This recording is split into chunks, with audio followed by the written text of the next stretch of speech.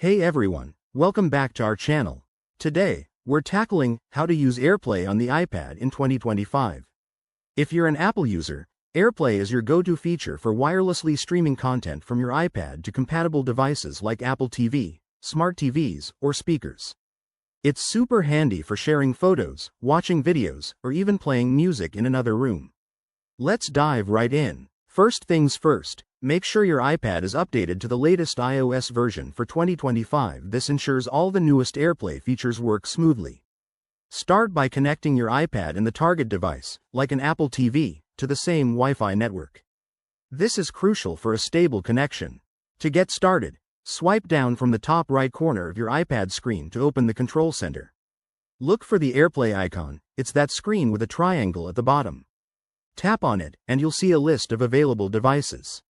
Select the one you want to connect to, such as your Apple TV or a Bluetooth speaker. Once connected, you can mirror your entire iPad screen by toggling the Screen Mirroring option. This is perfect for presentations or showing off photos to friends. If you're streaming specific content, like a video from YouTube or Netflix, just tap the AirPlay button within the app. It's usually a small icon that looks like a rectangle with an arrow.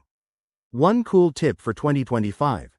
With the latest updates, AirPlay now supports higher resolution streaming and even handoff features for seamless transitions between devices. If you run into issues, like connection drops, double-check your Wi-Fi signal or restart both devices.